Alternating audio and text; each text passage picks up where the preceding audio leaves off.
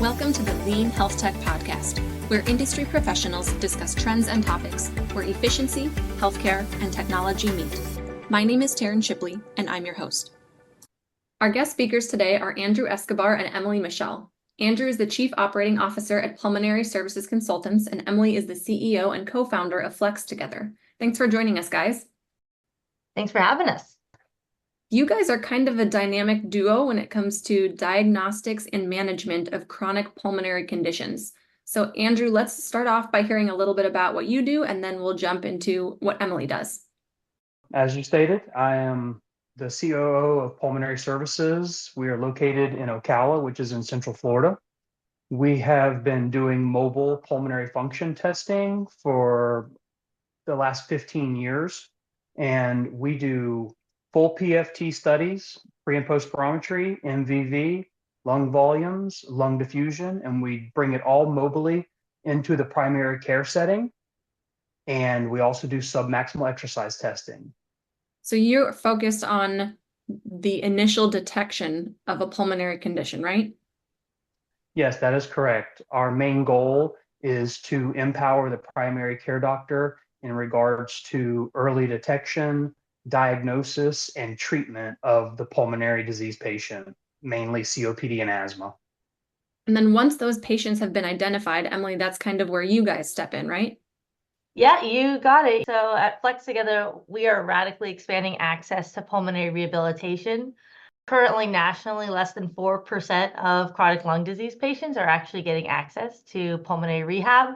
It's not a new service line. It's been around for many years. It's very well studied. It's been shown to reduce readmissions, improve quality of life for patients, reducing shortness of breath, reducing frailty, a lot of really amazing outcomes. But because of capacity, transportation, there's all sorts of barriers that prevent patients from accessing pulmonary rehab, including not even knowing that they have a pulmonary disease.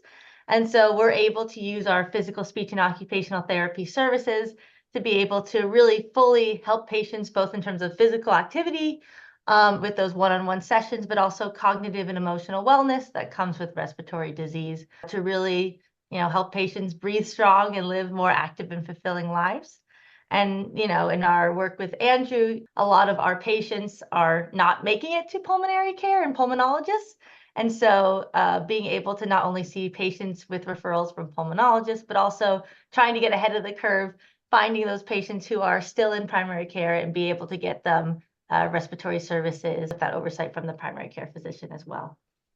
The clinical benefits are very clear to what you guys are doing. Let's talk about the financial benefits as well, because budgets are tight these days, let's be real. So what are the financial implications of identifying a larger population with chronic pulmonary conditions? In regard to the financial arrangement that our pulmonary diagnostics program brings to the primary care setting is that on the fee-for-service side, we can provide the office with CPT codes for the services that we provide. So we are not the only company that participates in the fee-for-service revenues that go on with the pulmonary diagnostics. And as I know, there are a lot of organizations now kind of straddling that line between fee-for-service and value-based care. So the revenues that our program helps generate helps some of those companies or organizations that are trying to get into VBC a little easier because there is revenue generation. Okay, and then Emily, on your part, better managing that population, you did mention, I think it was reduced readmissions. Yeah, absolutely. Because we are a telehealth practice. So being able to get to those patients who it might not make sense to get in person and also might be too frail to actually go in person. There's been a lot of research on reducing hospitalizations, readmissions, and also reducing total cost of care for these patients. We can help them both with diagnosis and with pulmonary rehab and education, better manage their disease, understand their triggers, understand which exacerbations are worth going into the ER for and which ones maybe it makes sense to just call your physician and get the appropriate medication to work through that in a home setting. So really being able to support the health system and in fee-for-service relationships, being able to bill for synchronous visits makes sense for us. And being able to see patients as long as it's medically necessary versus a more traditional pulmonary rehab program does have the lifetime limitations. So it can be a little tricky deciding how long to keep a patient for any particular session because they might have to come back at a later date. We don't have that dilemma with physical speech and occupational services. We see patients for as long as they need us, and if they have to come back, because unfortunately chronic lung disease is chronic, they're happy to do that, and we can get them back to the outcomes that they're looking for in their personal health goals. My next question is kind of loaded, but it's how did there get to be such a big gap in the US healthcare system where there's such a low identification rate of these COPD or these asthma patients and we're not managing them well? Like, how did we get here? Why is this population so unrecognized and underserved? So the reason that pulmonary disease is so poorly identified is simply because there is not a great screening tool. Let me take you on a patient's journey when they go to their primary care office. They check in and then they get triaged. Somebody takes their weight, they take their temperature, they maybe do fasting blood labs. They have a lot of different tools at their disposal to help them identify, is your blood pressure high? Is your temperature high? Is your A1C high? Things of that nature. Now, when it gets to the lungs, generally there is a questionnaire that's part of the EHR, and they listen with their stethoscope. But again, there is no measurable device other than a spirometer that is in most primary care offices, and therefore the earliest signs of airflow limitation get missed. As Ms. Jean Wright, the CEO of the COPD Foundation, has stated, that most COPD patients do not get their initial diagnosis with 7 to 10 years after the initial signs and symptoms of COPD start to show themselves. And that's the number one reason that identification of a chronic disease like COPD gets missed so regularly day in and day out. Yeah, and I would say on the pulmonary rehab side, a lot of folks we talked to were like, oh, I thought this was just like getting older.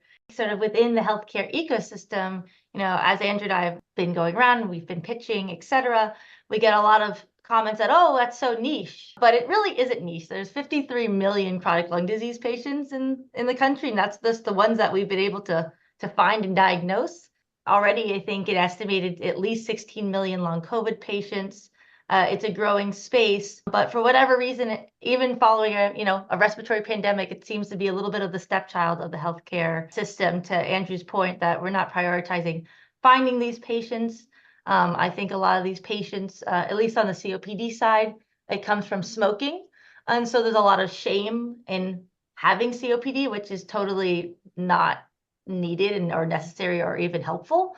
Wondering that they did this to themselves instead of being like, how do we find the best approach? How do we help patients feel better and, live an active and fulfilling life and try to reduce the shame and stigma that surrounds some sort of respiratory diseases?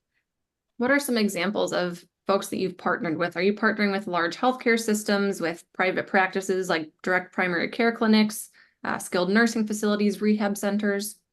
Yeah, I was gonna say I can take that, and Andrew's done some work as well. So on Flex Together side, we were part of the Cedars-Sinai Accelerator Program.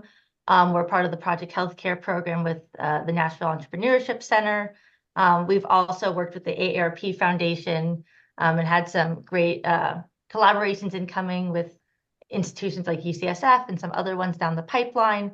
So there definitely is interest in being able to move this problem along and get it the window and the resources it needs, but there's always more work to be done.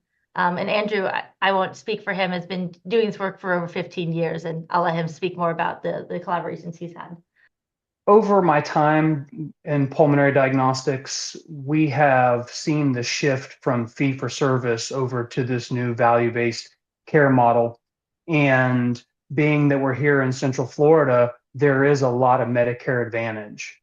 And so over the years, we have marketed specifically to the individual primary care practices. But in the last 2 or 3 years, we've made a shift to trying to reach out more to the ACOs, the MAOs, ACO Reach, the different payer models that CMS has come out with now. We've really been trying to align ourselves with some of these larger organizations because the standardization of pulmonary care across an entire group is more important than just going out and identifying that one individual practice is trying to take care of the pulmonary patient in a better way using pulmonary diagnostics. Yeah, and I think to that point, what Flex Together is working on now with this, diagnostics through treatment model is truly new and novel. Presenting this at the American Thoracic Society conference this year, I think there's something really interesting that, we can come together. I think like many other, departments and disciplines, there's a lot of silos in respiratory care, and being able to bundle that diagnosis as well as that treatment through pulmonary rehab really allows us to take some of the burden off of the primary care setting for those ACO customers and be able to meaningfully, increase their revenue while also reducing total cost of care and readmission. So, letting them have their cake and eat it too. And so that's been our newest path moving forward. When you guys create a partnership with a healthcare organization, how long does it take to get your services up and running? At the individual practice level, we can get started as soon as the office is ready to. But in regard to dealing with these larger organizations like the ACOs or Medicare Advantage plans, we are still going down the pathway of trying to acquire one of those contracts. But I would feel comfortable in saying that once all the paperwork was done, we would be able to get started doing testing in the primary care offices within 60 to 90 days. Is there a tech component? Like, does it require configuration? Does documentation on your guys' part collaborate and integrate to the existing electronic health record for your partner? Yeah, with Flex Together, we already are accepting referrals, have already been working with and starting to build those integrations for value-based care organizations. So being able to use existing systems or being able to tap into their own systems is definitely something we're able to do.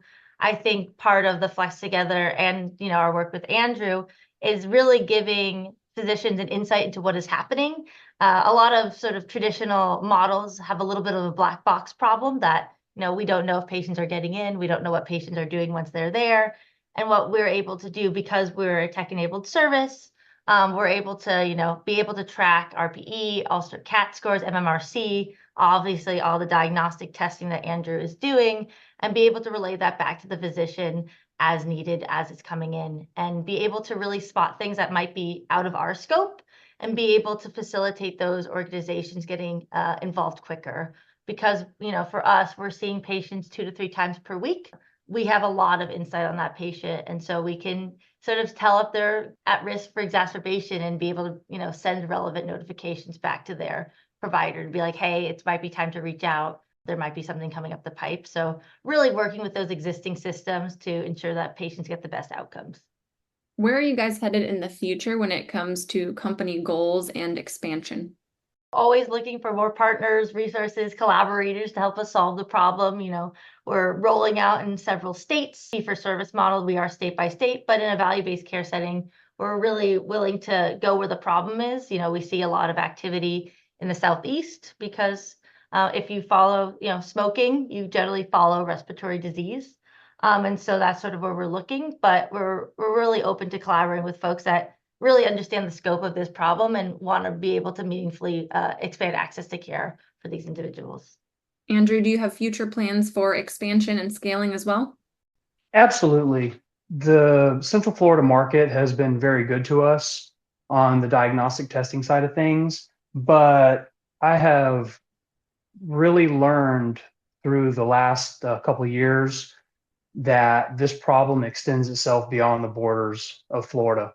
And as Emily had stated, I was out at ATS in San Diego a couple weeks ago as a guest of Flex Together. And I really got to talk to a lot of pulmonologists, talk to a lot of drug reps, the vendors, and I really could see at scale how big this problem really is. And so that's why we have started reaching out to some organizations outside of Florida to try to help them with their COPD population. Yeah, and at this point, we're, active in California, Florida, Vermont. Tennessee is probably next. Unfortunately, respiratory disease is a national crisis. Andrew, this might be a silly question, but it's in person to test for respiratory diagnoses. You can't do it virtually. Partially correct. I know that there are some groups out there that are doing RPM with patient-initiated spirometry, but as far as I see things, I would really like to see pulmonary diagnostics played out more in the primary care setting or in the pulmonology offices, simply because spirometry is an effort-based maneuver. And if the patient is not giving good effort, then the data collected could be compromised. There is a laundry list of reasons why somebody should have a pulmonary function test, but the number one reason is simply a history of smoking. If you're a current or former smoker, then airflow limitation is more than likely going to occur sometime in your lifetime, and a measurement should be taken. As an Epic person, I immediately think to how can we integrate some sort of prompt or reminder for clinicians when they're answering those smoking social determinant of health questions. If the answer is yes, current or former smoker, can we somehow program in the electronic medical record that it pops up, this patient needs a screening for a pulmonary function test if they haven't had one in the last year. So that's where my mind immediately goes. Yeah. No, absolutely. I think, a lot of our work with our ACO clients is really developing that criteria so that they are getting those notifications.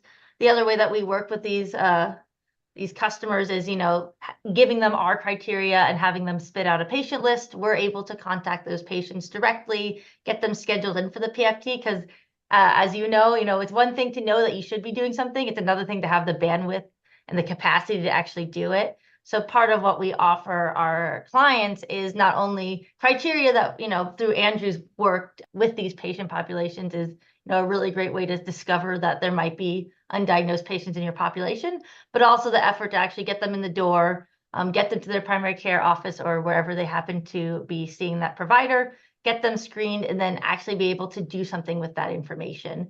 Because, so many patients, and Andrew talks about this all the time, is that, they're given a diagnosis and they're not really sure what to do with it. And so because we have this hybrid approach of having an in-person test and then a telehealth pulmonary rehab program, there's a lot of education once you get that diagnosis, understanding what to do and how to make it better after that. We've developed criteria that we've found that can catch those patients who might be going under the radar up to this point. Using the terminology criteria, for health systems on Epic, they have registries where you can enter criteria and it holds a list of patients and any data point you want on those patients. So it could hold whether or not they're a smoker, their last pulmonary function test, whether or not they're enrolled in something like Flex Together for respiratory therapy. Coming at it from my angle of being an Epic expert, there are so many tools that could help support your guys's business model and help support that population. So it's really cool synergy. Yeah, and I think that was the point of view that we took. We're like, we don't want to break the wheel, right? We want to enhance the wheel. And so to your point, ways of finding those patients, the technology already exists. It's just the information on how to find them. And so part of what we provide when we work with a client is being able to create that, whether that's BMI, last testing, there's as Andrew said, a whole laundry list that we've developed, be able to put in those criteria, get that patient list, and then actually, if wanted, facilitate getting those patients in for those PFTs, be able to, catch those exacerbations before, they're discharged from the hospital and then they get their PFT. So trying to get ahead of the curve and help patients stay healthy and active at home. Are there any last thoughts or words of advice that either of you would like to share? A gentleman that I met on LinkedIn that you've had as a guest, Dr. John Hart, one of his favorite things to say is partnerships and access. And that's what we're trying to build here, is we're trying to build partnerships in the primary care community to close care gaps and give access to those pulmonary patients that are undiagnosed and that are misdiagnosed. Yeah, I don't think I could have said it better myself. I think, radically expanding access to care, getting patients in the door, being able to be in this ecosystem that we're helping physicians, we're helping insurance, we're helping health systems, all get to the same goal is a nice place to be. And so creating more collaborations is in the best interest of patients being able to breathe strong. Thank you both so much for sharing your insights around diagnosis and management of pulmonary conditions. This concludes today's Lean Health Tech podcast. If you're a listener and would like to hear a certain topic covered in future episodes, please let me know by leaving a review or comment. Thanks for joining, and be sure to check out the next episode.